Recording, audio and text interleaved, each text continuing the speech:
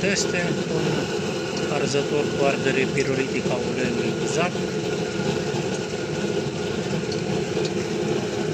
un arzător cu priza de aer la 15 cm mai sus de baza arzătorului,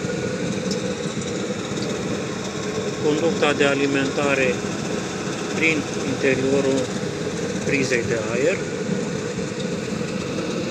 și pentru tirajul forțat folosim o turbină de 300 de metri cub de aer pe oră.